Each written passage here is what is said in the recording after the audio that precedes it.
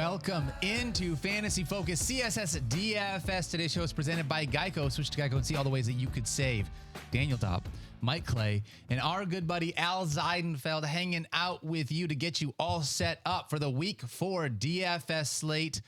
Mike, I've already talked to you a little bit today doing the season-long show, so I already know how you are. So, Al, I'm going to ask you. I didn't ask you. I'm great, by the way, for the people watching who didn't see that show. Didn't ask the first time. Al, how are you doing, buddy? I'm a little under the weather. You know, like when you go to the movies and you get that big tub of popcorn and you say, this is going to last me the entire movie, but it doesn't, only last to the end of the first preview. That's me with cough drops this morning. So I'm going to do my best to power through this show because I'm a gamer, Daniel. You know, you are a gamer, and I appreciate that. However, the analogy is an odd one for me because I've never once been able to eat an entire thing of popcorn. I would feel so sick to my stomach if I did that, Al. So maybe you do. Maybe you got some secrets you need to teach Mike and I. Yeah, that is bizarre. Again, you get this huge tub that's overflowing, and I eat maybe 10% of it. Exactly.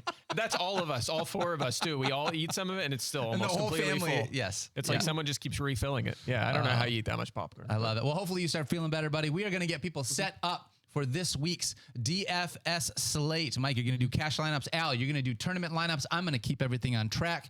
Week 3 recap. We're going to be quick on this. Yeah.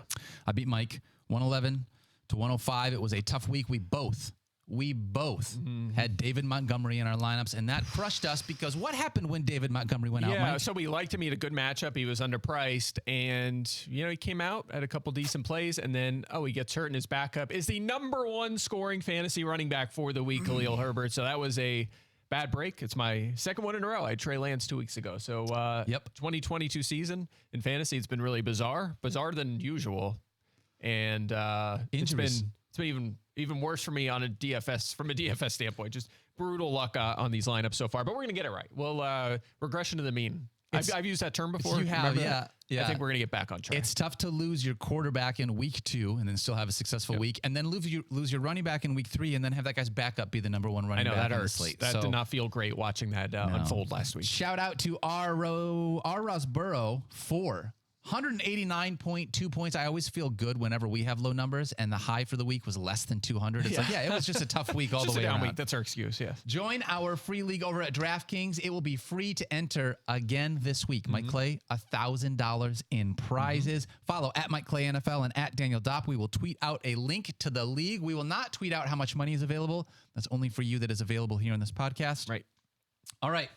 Let's dive into our Week 4 slate at quarterback, Mike, and you are starting at the top. Yeah, I'm going to give you a deep sleeper here. Josh Allen. Have you heard of Josh Allen? Never once. Yeah, we're gonna pay up this week. I thought about some of the, maybe punting a little bit because it was kind of a hard week to construct a lineup. We don't punt in DFS. It's quarterbers, running backs, wide receivers, and tight ends. There's no punters. Yeah. What about fullbacks? Can I use them? If you know what, defensive tackles. Yes, you can do fullbacks. Yeah. All right. So anyway, there are some cheaper discount options if you want to spend up at other positions. You can do that, but I decided Josh Allen, really good and not priced up in a way that was intimidating, right? He's $8,400. That's only $100 more than Lamar Jackson. That's only $200 more than Jalen Hurts. It's not that much for a guy who has such a tremendously high floor and obviously a huge ceiling. He has 30 or more DraftKings fantasy points in every game this week, 10 total touchdowns. He's hit the 300-yard passing bonus twice, and he has 8 or more carries twice. I mean, again, just the floor to ceiling combination is tremendous. And did you catch that Ravens-Dolphins game a few weeks ago? I think did you see what happened in that one? I think the Bills ran 90 plays and scored 2 weeks ago. Oh, no, 2 weeks ago. The one where the Ravens-Dolphins, where the Dolphins Didn't had they score like 180 passing points? touchdowns? Yeah. Yes, exactly. Yeah. So the Ravens in total have allowed the 3rd most fantasy points to quarterbacks. It's not only that game. The 2 had 6 touchdowns. They've allowed 300-plus passing yards in all 3 games so far. So on top of what Josh Allen already brings to the table, he is a terrific matchup here. I'm going to put him in my cash lineup. Feel pretty good about it. I'm going to get close to 30 points, and I'm going to start there. Going to feel safe with that. Yeah. I mean, it's tough to be able to argue with Josh Allen with the way he started, and like you said, everything with this Ravens defense. Right. Al, from a tournament perspective, usually this is the point of the show where you come at me and you're like, I'm going to play someone against the Detroit Lions because the Lions are bad at everything. But this week, buddy, you've gone and redeemed yourself because you're streaming Jared Goff, $5,900 against the Seattle Seahawks. Why do you like Jared Goff this week? Because the Seahawks are worse than the Lions. And That's right. The Seahawks are allowing... A new bar has been set. You've moved up one rung. So the Seahawks are allowing a league high 12.7 yards per completion this season, and they have the third worst third down defense. So like Detroit should have a way to stay on the field, and Goff throws the ball through one guy. There's also value at running back for him. They call that a tease. And then there's other players like Josh Reynolds who's playing well. Hawkinson's a value. Like there's places you can go, and they're going to attack through the air. This is just a great spot for Jared Goff, which also allows us the opportunity to pay up for some of those secondary pieces from the Baltimore and Bills game, where you can get them as a secondary stack to give you access to that game with having a quarterback that's like 2-3K cheaper. Yeah. I'm really interested to see who your two options are to stack with Jared Goff. Obviously, no DeAndre Swift in this game. Jamal Williams is likely going to take over. So some of that pass catching role that normally goes to DeAndre Swift going to go somewhere else. All right. A couple of the quarterbacks that we like. Mike, you already mentioned Jalen Hurts, and it's tough to fault Jalen Hurts on anything. He's been phenomenal to start the year. Yeah, maybe a tough matchup. Jacksonville looked really good against Justin Herbert on the road last week, but Hurts obviously runs a lot, which helps him. Yep. Geno Smith, $5,400 on the other side of the Detroit Lions game, and Marcus Mariota, $5,600. Been utilizing his legs a little bit this year so far. Yeah, probably not as much as we thought, but I think he's 2 games with 2 passing touchdowns, right? He's had a couple good fantasy games. I believe he's 12th in fantasy points, so I thought about using him. He was. If I was going to go cheaper quarterback, I was going to go with Mariota, so a guy to consider if you want to go that direction. If you want to go that way. Yeah. All right. Let's talk running backs, Mike. And in spite of everything that happened last week with David Montgomery, you're going back to Khalil Herbert because it makes you feel so good inside this week. Yeah, if it were up to Matt Eberflus and the Bears, I think they just run every play, right? Seriously. They are off the charts run heavy this season. Yep. I don't know if it can sustain, but we're 3 weeks in, and they just continue to run the ball as much as possible. We have to keep an eye on this one. Granted, David Montgomery is not out yet. Frankly, he's not even doubtful yet. He's considered day-to-day, but it's looking unlikely, right? So I'm going to go with Herbert for now. 5,700 here against the Giants. He is the 22nd price running back. Again, he was the top scoring running back last week, filling in for David Montgomery. 22 touches, almost 170 yards, 2 touchdowns. And I look back to last season. There was a 4-game stretch where Montgomery was out. Herbert filled in 18 or more touches in all 4 games, averaged 97 yards per game. Not a lot of receiving work, so he was RB 18, but again, at 5,700, he'll take that kind of mid-range RB2 production if that's worst case scenario. And obviously, he looked better than that last week. The Giants, by the way, good matchup. That's another important piece to this. Yep. Most fantasy points over expected to running backs. They've allowed 75 plus scrimmage yards to 4 running backs. Daniel, how many games have they played? 3 games. Yeah. They've allowed 75 plus yards to 4 different running backs already. 2nd worst yards per carry. 4th worst yards per target to that position. I think Herbert in a really good spot if he gets to start here. Really good spot. Yeah. Obviously, continue to monitor everything that's going to be happening with this Bears backfield. Fantasy football now on Sunday morning from 10 a.m. to 1 p.m. Inactives come out at 11:30, so check in then. We will talk about it. Al, you want to talk about Jamal Williams, the backup running back for the Detroit Lions, who in season long is a top 10 running back in spite of splitting time with DeAndre Swift, and now there's no DeAndre Swift. Yes. So he steps into a higher volume role, and volume over everything, right? And like we said, the Seahawks are not good. They are a below average team in preventing yards both before and after first contact. That's not great, Bob. They've also allowed 13 red zone trips, which is tied for 3rd most in the league. And if you look at the schedule, it's not like they've played some juggernaut offenses. They've played the Broncos, who can't move the football consistently at all, and the 49ers in the game where Trey Lance went down. And they've also played the Falcons. This is not a good defense, and I really think that Detroit is going to exploit that. And in his career, when getting over 15 touches in a game, Jamal has averaged 102.5 yards from scrimmage and 0.7 touchdowns per game. This is a great spot. Everybody's getting on him. He is going to be uber chalk this week, and it's kind of okay. Is it okay in cash games to be uber chalk on someone that's also might play? Yeah, there's a reason people are chalking. It's usually because they have such a high floor, right? And so in cash, I play a lot of chalk guys in cash, and that's just fine if you're trying to finish in the 50th percentile or higher, and that's generally the goal. There's a reason they are chalk, right? And it's because they're the best plays. Good you don't values. need to be contrarian necessarily. I will say this, though. He's 6,100. I mean, you have like James Conner, 6,300. Najee Harris is 67. Even Josh Jacobs, who's been solid, is 5,500.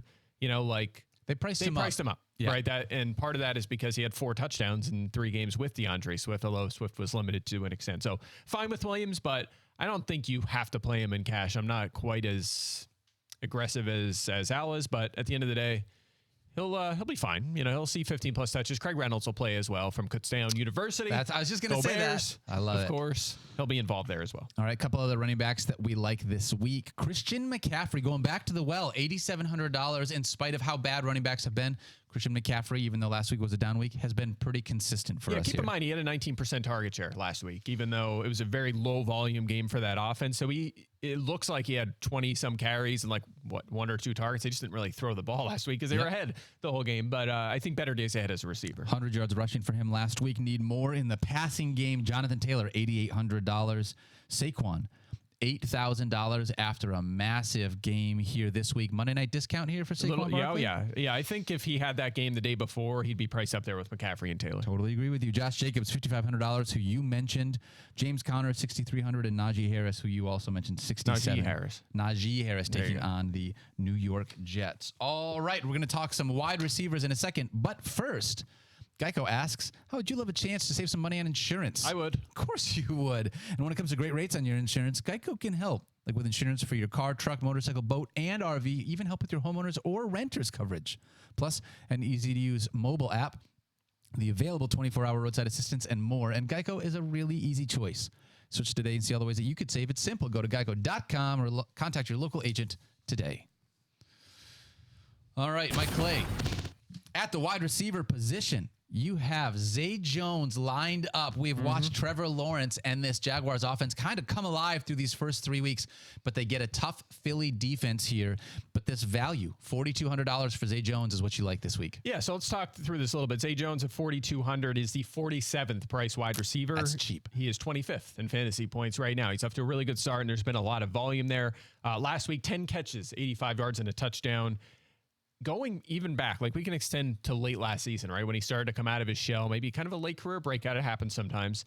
He has 8 or more targets in 6 of his past 7 games, right? And 2 of them were this year, right? So he has been used a lot. The Raiders came around to him late last season when they had to, and Jacksonville has liked him as well. He's 12th in catches among receivers. He's 4th in end zone targets as well. Actually, he has 4 end zone targets. He ranks 6th in that department.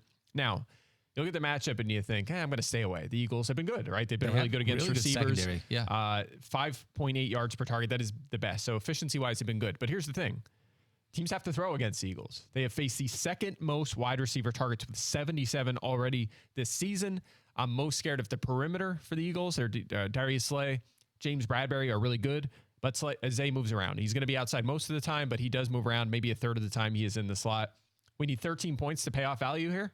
At his price point, the Eagles have allowed 13+ points to 4 receivers already. So it's certainly attainable. It's not like it's complete shutdown because they're going to have to throw a lot. Jackson will have to throw a lot. There's no doubt. And I think Doug Peterson probably wants to win this game, I would say. Going back to Philly to face the Eagles, he'll have the foot on the gas pedal the whole way. Zay Jones is a big part of this passing game. Yeah, this could be a really fun game to be able to watch, too, with the way that this works out. So you said Zay Jones is going to be in the slot about 25% of the time. Christian Kirk spends the majority of his time there. True or false? Yes, Kirk is in there about 80% of the time. So he'll be in, sometimes he's off the field. Zay will work inside, so they'll move him around. But again, Zay normally outside, but he will be free of Bradbury and Slay, right? He'll see Avonte Maddox. He'll see some safeties, maybe the occasional linebacker. They find ways to get the ball in his hands, as we've seen so far. And with good reason, with the way that it's worked out so far through the first 3 weeks. All right, Al, let's talk about, and I can't believe this, another Detroit Lion and Amon-Ra St. Brown this week. All right. Yep. He is, I don't even know how much is Amon-Ra St. Brown? 7,700? Probably too little. 7,700 this week. Al Ziedenfeld taking on the Seattle Seahawks, who Mike has told us before, their secondary can be taken advantage of. And specifically through the slot, right? So like teams are 13 for 20 when attacking slot receivers against Seattle.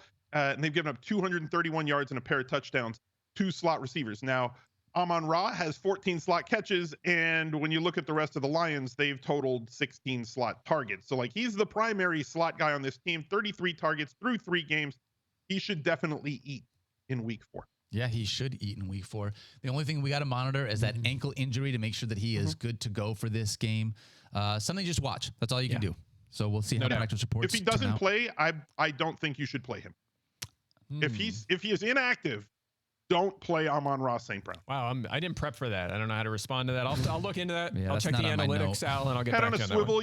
You got to be nimble in this game. All right, I'm not prepared for that one. It wasn't on the sheet. I didn't prepare for didn't- should you yeah. play a guy that's inactive, but we'll see. Allow it for this one, but don't bring that next time out. All right, another wide receiver. A couple other wide receivers that we have. And it's tough to be able to argue with this. Stephon Diggs, $8,400 taken on the Baltimore Ravens for all the reasons why you mentioned with Josh Allen, Mike. Yes. You've also got DJ Moore. Boy, this one is tough for me because you have not seen it, but $5,300 is so cheap. Yeah, good matchup against Arizona. You could see some Byron Murphy, but it's so cheap. And just throw Brandon Cooks against the Chargers in the same conversation here. Same kind of thing, right? Yep. The volume has been respectable, even if it's been down for more. Brandon Cooks is top 10 in targets, right? Like, he's a guy... A little foreshadowing. I could not fit him in to this early lineup. I want to try to find a way to get him, especially I'll say this. Maybe he's not safe in cash, but I would want some GPP exposure to him because, as Al said earlier, volume is king, right? And he's been getting that volume and people are scared off of him. And it just takes even one big play, honestly, if he keeps getting 8 to 11 targets or whatever. So Cooks is an interesting name this week. If he keeps getting this volume, he will be better. All right. A more expensive name, CeeDee Lamb, $6,700, but still a massive Monday night discount after what happened on Monday Night Football, taking on the Washington Commanders. Curtis Samuel, other side of the game, still a ton of volume in spite of last week's low production, $5,700. Garrett Wilson, we talked about it in the first show. Interested to see only 5,400 here. He's gotten a ton of volume, but he's going to have Zach Wilson under center. How is that going to change the way that he produces here in the field? Right. And then AJ Brown, $7,400, has been a monster through the first 3 weeks. Yeah. One other punt that it was my fault. I moved ahead to Brandon Cooks, but Richie James at 4,000. He probably will be the Giants' #1 receiver. He's 4K, so that's a guy you can use if you need to save some money. Again, 4K, that doesn't cost you much. For 2 seconds, can we just talk about what the heck is going on with the Giants wide receivers, Mike? I don't know. They're 2-1 though, so I guess they're going to stick with it. But we need a healthy Wan'Dale Robinson. If he's out there on waivers and more standardly, we're talking DFS, but I feel like he's a guy to consider because in a couple weeks he might be their #1. He may be. Kadarius Toney, I guess, bench worthy as well, but it is. This is years and years and years with the Giants receivers, man. It's tough. It's tough. All right, we'll talk tight ends next. And Mike, we have seen big production out of David Njoku in week 3. A lot of targets. Do you expect it to continue here in week 4, or do you like the price point against the Falcons? It is the price point because I didn't think I would be this high on Njoku this week, but tight end's kind of a mess, and his price didn't go up as much as I thought it might. He's only 3,700. He's the 11th priced tight end, 90% snap share. He's a full-time player, like we thought he might be when he got that extension in the offseason. 10 targets last week, career high 9 catches, had 89 yards and a touchdown, was very productive in that game against Pittsburgh. The red flag here is weeks 1 and 2, he had 39 yards and 4 catches, right? So that bothers me a little bit. It makes me a little bit nervous, but it's a good matchup. Atlanta has allowed the second most fantasy points to tight ends, top 5 pretty much across the board and what they've allowed to that position. Actually, last week's the Seahawks tight ends against Atlanta, 9 targets, 9 catches, 105 yards, and a touchdown. That was Will Disley and Noah Fant. Actually, I think Colby Parkinson, had a catch too. Like, they couldn't stop him. They've struggled so far. And Njoku at this price point in this matchup, basically the #2 target in that passing game. They're 3rd in EPA per game, the Browns' offenses. There's just a lot to like, honestly, at this point. I'll lock him into cash lineups for sure. Paying down a little bit in order to save you some money, in order to find some ways to jam some of those wide receivers that we like in there too. All right, Al, Kyle Pitts. Last week we saw Kyle Pitts get more usage. Didn't quite get into the end zone yet. Still waiting for that first tutty this year. However, only $5,000, and there's an expectation that Kyle Pitts is going to continue to rebound here from you. So I'm always looking for ways to be contrarian in tournaments, right? So, and also with players that have a ceiling, and the way that Kyle Pitts is being used, he certainly does have that. 42.1% target share last week, was 2nd in the NFL among all pass catchers. Also, if you look at the way that they're using him, he at least is seeing more explosive targets, getting a lot of air yards at tight end, and his ADOT has increased like 38+% from where it was last year. So they're targeting him more downfield. The Browns don't blitz a lot because they have a really solid front four, and Atlanta, when not blitz, does not get pressured a ton. So Mariota should have an opportunity here to find Kyle Pitts, and hopefully they can line him up closer to the line of scrimmage as opposed to outside, because he does better, like many tight ends, when lined up against a linebacker or a safety. And it's not about fantasy football. It's about just getting the ball in the hands of your most talented player physically. And finally, last week, they started doing that. Yeah, they did. And it's about time. That's because we manifested it, Yeah. right? All week. How many times did Field use that word? Like That was the word of the It week happened. on Fantasy It Football really Now. was, yeah. let's be honest, everyone did. Like the entire world wanted a big Kyle Pitts game, and we got it. Yeah. Now I just need to see him in the end zone. Now we need a touchdown in America. That's one right. thing we had Yes. not happen That's in his right. career. I love it. Okay, a couple of other touchdowns. I really thought, for the record, Al, I thought you were going to go 4 for 4 and talk about T.J. Hawkinson there. I was kind of I bummed. had to break the streak. It was a Yeah. combo Oh, breaker. that was 3 lines. Yeah. Yeah. You did Jared 3 Goff, lines. Jamal Williams, and That's a Amon-Ra recipe St. for Brown. disaster. That can't be Hey, good. now, come on. We talked This is 3 not gonna Eagles. end It's well. no problem. Yeah, that's right. There's That's a reason crazy. for- It's You Lions Chalk Week. What could go wrong? Stop. All right, another couple of the tight ends that we like. Speaking of the Lions, T.J. There it Hawkinson, is. $4,100 taking on the Seattle Seahawks, Mike. It's still just targets. He's getting a ton of volume, and if Amon-Ra St. Brown misses any time, you would expect him to see more there. Yeah, 7 targets in weeks 1 and 2, and then had a touchdown last week, even if the volume was down. So, yeah, love Hawkinson. Mark Andrews, $7,100. There's every reason ever in the world you just always love Mark Andrews. Great price point. And Pat Fryermuth, like him, leads the NFL in target share. $4,200 taking on the Jets that can be taken advantage of this week. Yeah. Like him as well. All right. Let's do this. It is now time for our week 4 head-to-head lineups against each other. Mike Clay, do you want to go first, or because I've won the last 2 weeks, do you want me to go first? Go ahead. Or wait, how are we doing? The graphics might be up, right? We don't know. Oh, you're right. Yeah, you know let what? me Let's just do go you. first. Let's You not go confuse first. anyone. That's fair. All right. Weekly lineup here. We're going to start with Josh Allen at the quarterback position at 8,400. Talked about him earlier. I'm willing to pay up for him this week. Yeah, he's good. Running backs, Dameon Pierce and Khalil Herbert. Pierce just kind of fit in, but he has been getting a lot of work in the running game. I'd like to see more passing work, but like him. Wide receiver, got some good ones here. Stephon Diggs, Deontay Johnson, and Curtis Samuel, as well as Zay Jones in the flex. We talked about David Njoku at tight end, and I'm punting defense. 2,300, you could do New England or Jacksonville, whichever way you want to go. I'm going with the Patriots. So more of a level, a little bit of a peak, I guess, with Allen and Diggs. I have that stack in there. But otherwise, it's kind of level across the board, right? It's definitely not like a stars and scrubs unless you do Allen, Diggs, and then everyone else. Yeah. But you could do that this week. It's kind of a tough week to set a cash lineup, but there's a way you could spend up maybe on like a Christian McCaffrey or Saquon Barkley and go with Richie James or something, like pay way down at these other positions. This is the way I decided to go. Well, and we'll be able to look at those tweaks and the changes we need to make once inactives come out and we see how things kind of move, because that could definitely move some stuff, especially with Khalil Herbert. I mean, if David Montgomery rolls, we're going to have to find another way to go at the running back position. And you mentioned it, but if you ever want this lineup's messed up and you want to see the updated version, it will be on Fantasy Football Now Sunday morning. To your point, we'll do that during that show. All right, my head-to-head lineup against Mike. I'm rolling with his quarterback to make it hurt that much more. Jalen Hurts, $8,200. My 2 running backs are going to be Khalil Herbert and Jamal Williams. Jamal Williams at $6,100 against Seattle. I'm taking the Monday night discount with CeeDee Lamb at $6,700. I got Deontay Johnson and all of that volume. I'm taking on the Jets and Curtis Samuel. Again, on the other side of CeeDee Lamb. Didn't mean to have those two guys against each other. However, I just love the volume they're both getting. Yeah. Robert Tonyan, cheaper tight end, $3,500, became someone that Aaron Rodgers was looking at last week. Devonta Smith, $5,800 against that awesome after that awesome game last week in which he just went off. And then the New England defense. Yeah. So we have some overlap here, obviously, with Deontay Johnson, Curtis Samuel, Khalil Herbert, a couple of people, but yeah, it's going to come down to the stacks, right? I went Allen, Diggs, and paid up a little bit more for that. I'm going Hurts and Devonta Smith. And then you went Hurts, Devontae Smith. So whichever one of those goes off will probably decide it. I think me doing Hurts and Devonta Smith, because Devonta Smith is cheaper, allowed me to be able to get CeeDee Lamb where I wasn't able to get somebody else from that standpoint. Right. So, yeah, we'll see how it works. Really excited about this week. Yep. Al, tournament lineups, baby. Give it to us for week 4. Help us make some money.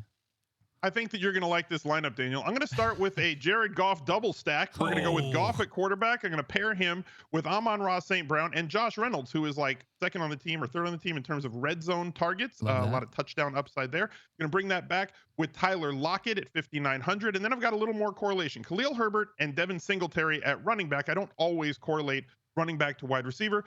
But then the other 2 spots on the lineup, Mark Andrews at tight end, trying to really access that massive ceiling. And I'm going to take the value with Richie James at 4,000, being that there's just nobody else to throw to. 6, 7, 8 targets, very much in play there. And I had enough money to pay for like the Indy defense. I may tweak this by the weekend, but that's a solid correlated tournament lineup for you. Looks good. It does look pretty good. Mike, do you want to allow Al to be able to tweak that through the weekend, or do we lock it in now and say he's just stuck with it? No, you tweak it. All right. Unless the games are starting Fine, today. you can is tweak the slate it, Al. starting today, Al, or is it starting Sunday at 1? Because if it's starting Sunday at 1, you have till tweak it. 12:59, my friend. Yeah, but I think Daniel wanted you to say I have to lock it in, so I'm forced to play Lions. I think this that's what week. it was. think I that just was wanted the to make key. sure. He's like, no, Al has to play I would all nev- Lions. I would never do that to someone. I want you to sleep on this for a couple more nights. How dare you? And you think about what you're doing with your life. Okay? Who are you? Think about what you're doing I'm with your gonna life. have to reflect. Lions are one of the highest scoring offenses in the league. Load up on Lions this Yeah, but week. you're missing. I mean, look, there's analytics, and one of them is it's the Lions. That's it. That's the analytic. Hashtag team math. All right, that's going to do it for us here in week 4. Thank you so much for hanging out with us. Follow us on Twitter at Al Ziedenfeld, at Mike Clay NFL. I am at Daniel Dopp. We love you guys. Be good to each other. We'll see you next week.